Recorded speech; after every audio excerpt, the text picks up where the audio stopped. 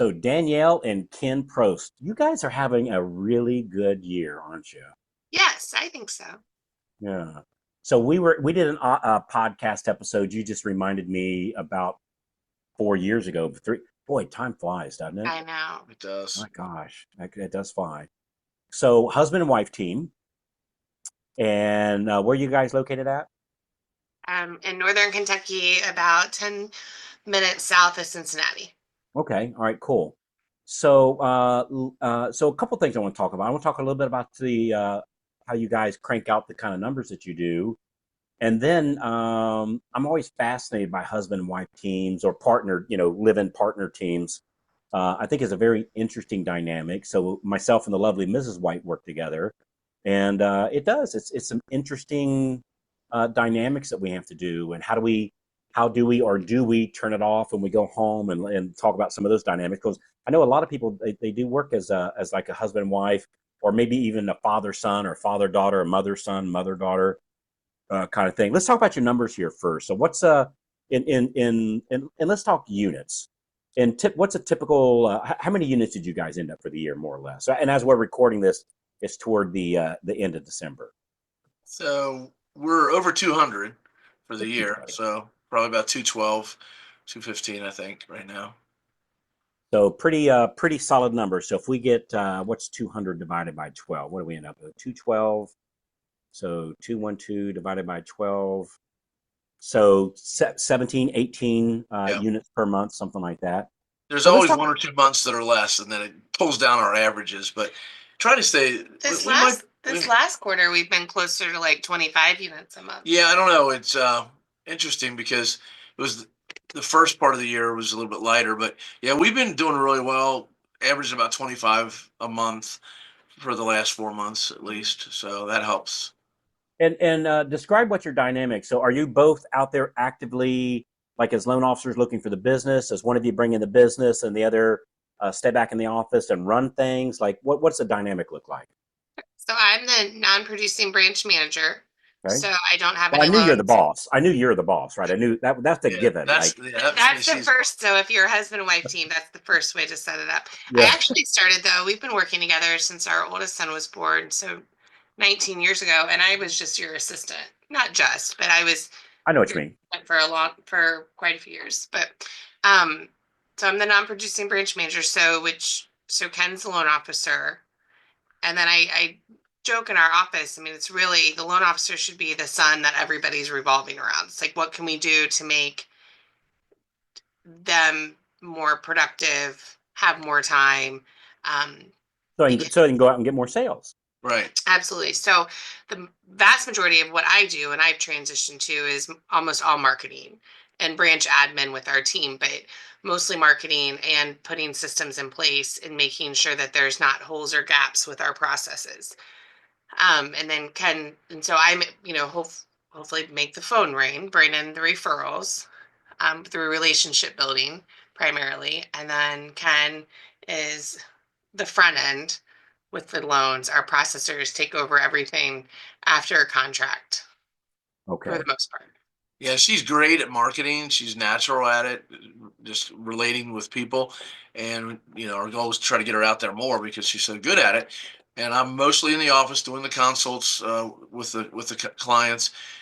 We're both in BNI chapters, so I do some of the networking events with her and networking coffees with realtors, especially newer ones.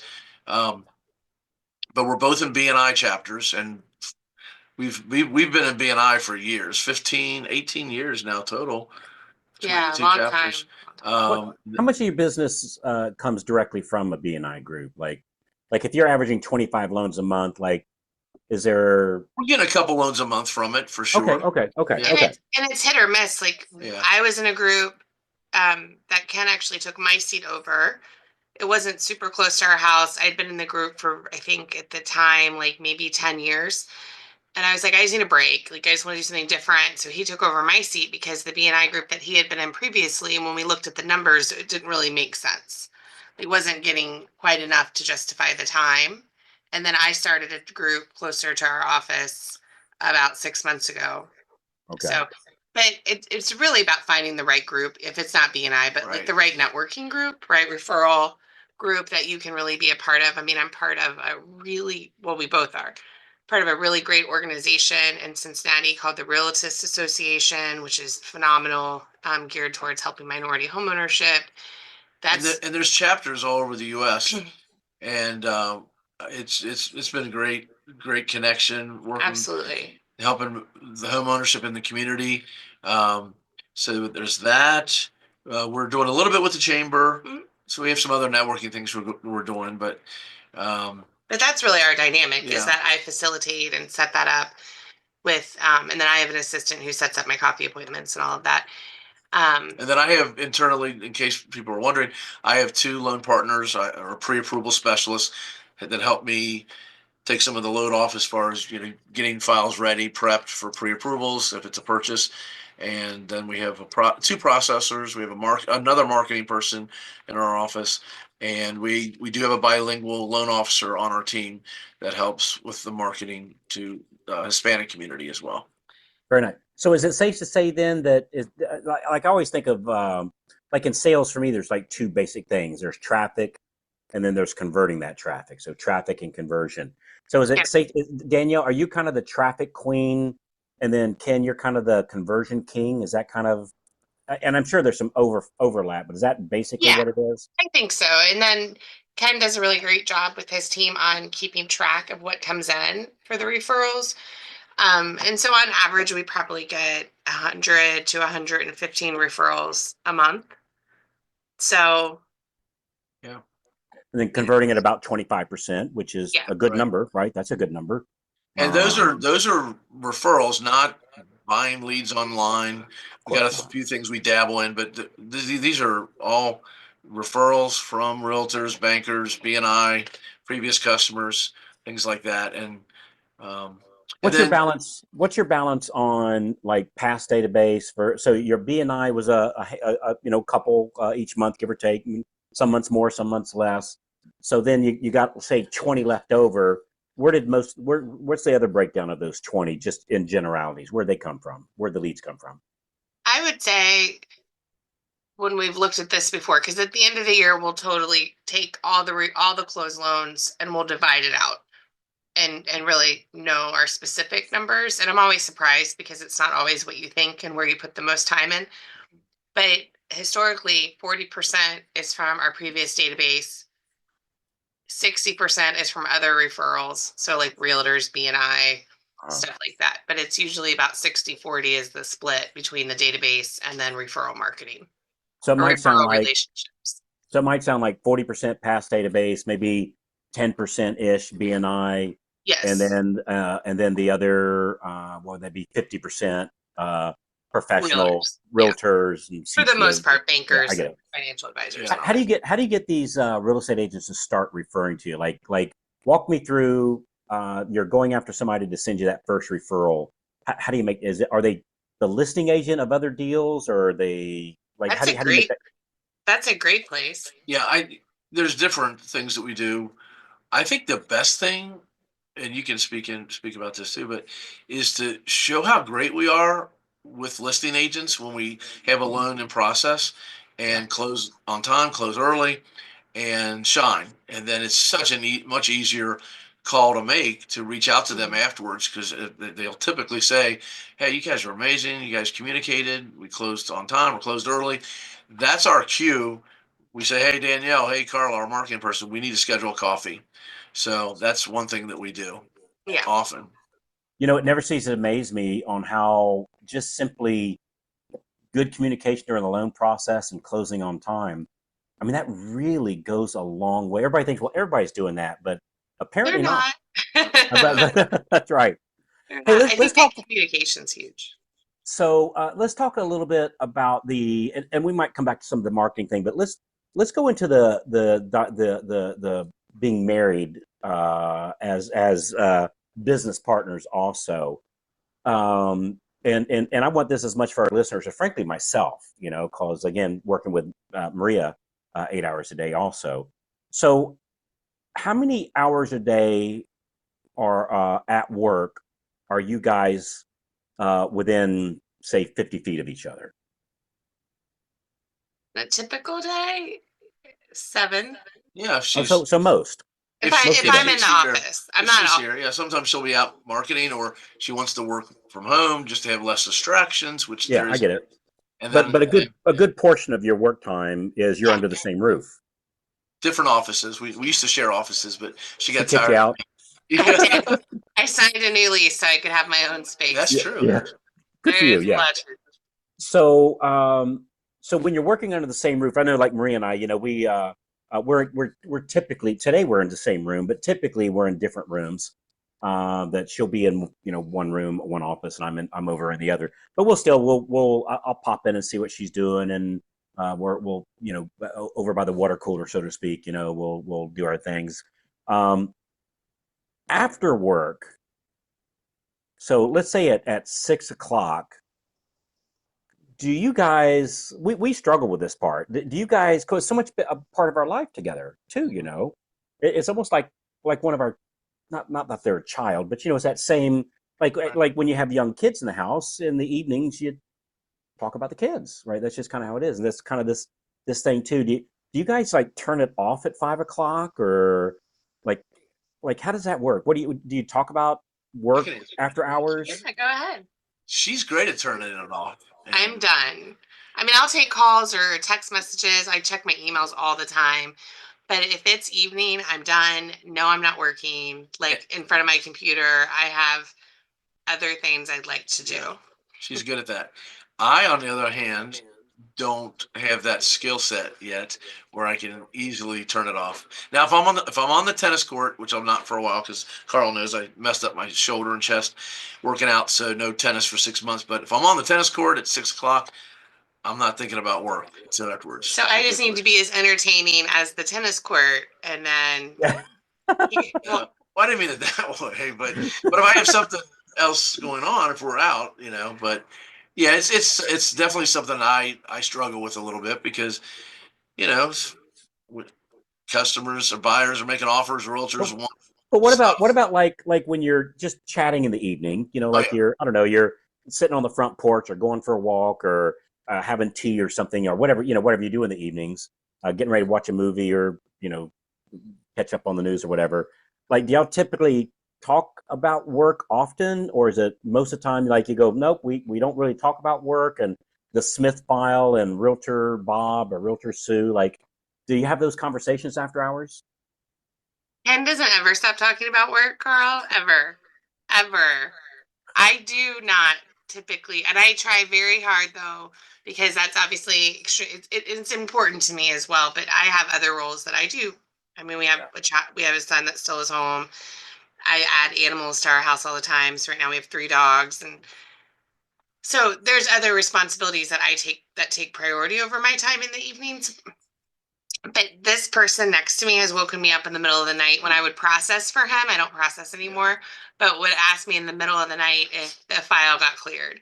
So I Carl's looking at me like I'm crazy. I I think don't do that No, this no, anymore. no. Oh, dude, I'm really listening to this Okay. because Well, we have the same thing. Like it's just it's a big part of our life, like a child, so to speak. It is a big part of our life. And you know what I think it is, Ken. All kidding aside, I think I was talking with Krista Russo earlier, and she's doing the Ladies in Lending podcast episodes. Has she interviewed you yet, we're, Danielle?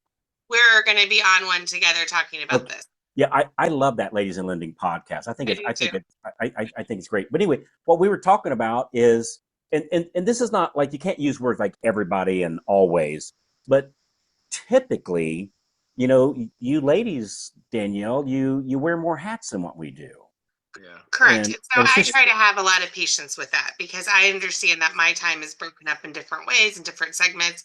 I volunteer a lot. I have other responsibilities, and Ken is, driven to what's going on. And I'm not doing the marketing. I don't have a realtor calling me to do a coffee appointment at 8 o'clock at night. But people do want to make offers. It's really yeah hard to shut it down. And I think that part of the success with our kids and us being together over the last working together for we've been together for 24, 25 years, but working together for that long is knowing that everybody's their primary role and responsibility is going to be a little bit different than yours, and having patience with someone. I have a lot of patience, Carl. She does. Yeah. The Well, one thing I do want to point out as a suggestion, not a suggestion, definitely a mandate. There's no talking about files or loans or the office at bedtime. yeah, I get that. You Yeah. know, we're getting ready for bed, so I don't wake her up or talk to her at midnight when we're These getting ready days. for bed talking about this file. But maybe at 9 p.m., 8:30, I might, because the problem is she's really great at problem solving. Mhm. I just bounced something off of her earlier about a file we're dealing with, and she gave me a great idea. So that's It really doesn't bother me. I mean, I tease and joke, but I like that we both stay in our own lane. We both are working on what we need to be working on. And I mean, I feel like there's enough trust and respect with each other to be like, if I didn't want to talk about work, in all honesty, like if it was something that was like, I don't want to talk about that right now, then you Right. just say that and communicate it. I was proud of myself the other night that there was a call at 7:30, and it was an office.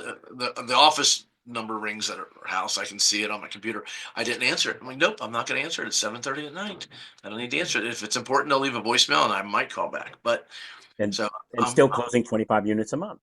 Hey there. Hey, if you're loving the tips so far, be sure to hit that subscribe button right down there and then tap the little bell so that you never miss out on more free, cool tips coming your way. Also, I would love to hear from you. Drop a comment beneath there. Let me know what you think or tell me what you'd like to hear next.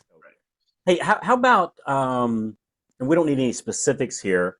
How about as a married couple? Because, a marriage, you really have two relationships. You have husband, wife, typically, right? Typically, not always, but typically, you have husband, wife, and you also have roommate, right? Because you're married to each other, and you also are roommates to each other, and each has its own challenges, right? Its own issues can come up. Um, if and when you ever like have uh, personal tension, like you have something you disagree with at home and maybe haven't quite resolved it yet, how does that work when you show up into the office? Like, does it ever, like, how does that work? Like when he leaves his shoes in the middle of the floor or insert in thing, and there's been like a disagreement in the house, how does that work when you get in the office? I would never bring that into the office. right, I was just thinking. I don't think we ever have. Usually if we have disagreements, that's for sure at home, but it's like anybody, but we kind of try to resolve it quickly so that. But even if I was really upset, I'm more of a passive aggressive person anyway, so I wouldn't, because those are fun people to spend a lot of time with. But I wouldn't. But also like we have 8, 9 employees that might be in the office at any given day. I wouldn't ever bring them into something. Yeah. Like I would never make it a situation feel uncomfortable. I would just pretend to be happy and then take it out later after hours. Yeah. So that's how we function. But but in seriousness, I would never want other people to feel tension. Yeah. And it's work. It's not. And so I when I've had friends or other people in the industry ask, like, "Oh my gosh, you work with your spouse? Like, how do you guys do that?" I'm like, "Because we don't fight about the dishwasher at work. Like, it doesn't matter who took the trash out or whatever. Not to mention, those are arguments you have when you first are together, not Yeah. 20 some years later. Like that crap's already been resolved." See, I think that's the ticket is what I heard you say is we just get it resolved quicker. And I think Maria and I we're on somewhere around 40 some years. We dated for 4 and been married for 30. What is it, honey? 30. How many? Married in 87. So 30, somewhere around 30, 37 years. I think we've been married. Wow. So I think one thing that we've learned is when something's not going right, let's just be honest. When I screw up, There you go. let's resolve it right away and not let this fester for 2 or 3 days. Yeah. And so before we go to bed, it's resolved. I've made my apology. I've seen my ways. I've seen the right how to right my ways. All kidding aside, get it resolved quick. Like find out what's the issue, Let's resolve it quick, say our apologies. Most of the time, not all the time, but most of the time, it's over almost nothing. And just like, whatever, it's all good. We're beyond this. Let's just press on and not let it fester for 2 or 3 days. Because we don't have that, just like you guys, we don't have the we can't let it fester over because, like in your case, you got all these families counting on you and the realtors and the borrowers. And if you're not working together right, things are going to fall apart and it's too important. And I think about having to like very I don't know that we ever really argue at work about anything because it's having like a very directional path and very clear goals. Like before the end of the year, we'll sit down, we'll map out 2025, and we'll both be on the same page of the production that we want to see and either any of the hiccups or hurdles that we want to overcome. Like, it'll be like who's doing it, and it's just very clear cut. It's not like, well, do I need to take that call with that customer? Well, no, because that's Ken and his loan partners. And a lot of that was from the Freedom Club. I would say prior to us coming to any Freedom Club events, I think it was like in 17. I think it was much more confusing and chaotic. I was gonna say chaos. Like, yeah. Not for us relationship wise, but us production wise. Right. Yeah. It's really, and which has helped. It's funny because I think the principles, the strategies from Freedom Club and Mortgage Market and Animals has helped our production and the smooth running of our business, and it's made our home life that much easier. Absolutely. Yeah. Yeah. Prior to that, I was Easier. processing. That's not a good word to say. Easier. It's better. Yeah. For you. Oh yeah. I would say I still don't know where to put stuff or where things go. She can't believe. It's like I run an Airbnb with non-paying guests. It's fine. But I'll say her and her mother-in-law rearrange stuff often. Oh gosh, don't let her listen to this one. And I don't know where stuff goes. That's a sad story. But I would say that the Freedom Club and the Mortgage Market Animals, though, with having the knowledge that we needed to build a team, that we needed to, you and I couldn't do everything ourselves. Right. We needed to have more systems in place. I mean, that's been so incredibly helpful. And I don't have to ask about files at 11 o'clock at night. Correct. Because because everything's more systematized. Yeah. So that makes everybody's life easier and the ability to do more numbers once you have more systems in place and processes. What's your when you're closing the amount of units you guys are closing now? What's your number one challenge? Consistency. I think you want everything to kind of be a wash and repeat, but these are people and not every situation's the same. And with how the market is, and you're trying to find a lot of different fits for a situation for a customer. So our processors are having to, and our loan partners are having to learn all the different brokered outlets, even though we're not a broker, but we can broker, to other. Right. I think just so you're trying to find a consistent process to keep repeating no matter the borrower's situation. You want to close everything early and just provide this amazing boutique type experience. And I think that that's a struggle just in general. I mean, there's always just trying to fit all that in the best way we can. Right. Yeah. Two more questions. Give me one. So I always like to have an action item here in each episode. Give me one get more business action item to do. So I want to get more business. Listen to this and going, wow, 25 units, man, I'd love to be doing something like that. Give our listeners an action item on the mortgage side. Like what's one thing I could do right now today to help me bring in more business? Great relationships with any listing agents. So if you already have, like when we started really changing things, I would say probably in 18, we were averaging like 11 loans a month, I think. So now it's, quite more than that, a lot more than that. And I would say that creating that consistent process of following up with the listing agents.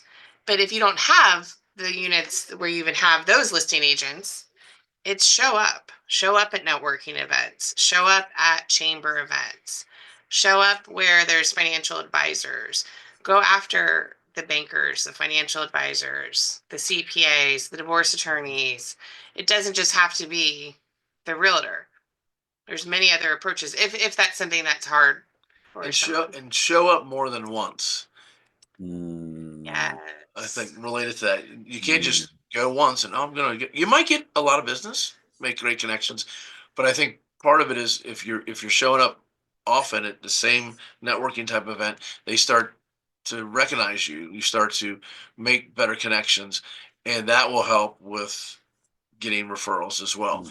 I feel like the Greater Cincinnati Realtors Association, we had referrals quickly, but I feel like as we got to know the realtors in the room and the other affiliated businesses, because there's a few home inspectors, there's a title company, a few different people, but as we got to know different folks, it helped as we show up for a networking event they have that it's easier to make those connections and have more referrals on the marketing side. It's playing the long game. Yeah. Right. You can't just go into something like a 2-hour happy hour, but it's who there can you make a relationship with, can you become friends with, and work with your friends. Like so many of our realtors are good friends of ours. Like that's how I want to spend my day, hanging out with my friends and helping them with their files.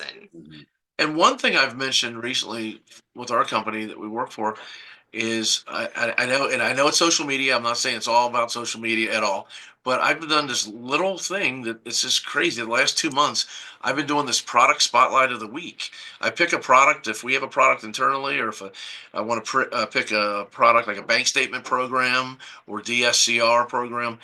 I do a product spotlight of the week. It's a minute-long video, and it's at your desk. Like you don't go. It's nothing fancy. And we send it out to our database, which is larger.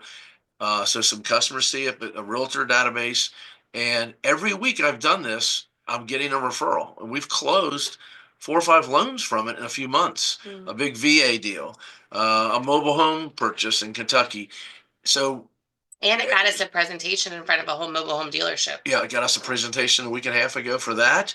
They wanted us to come in about the bank statement program we have. So doing things like that, but also I'm being consistent with it. Not How just often do you do that? Once a week, just once a week. What day do you send it out on?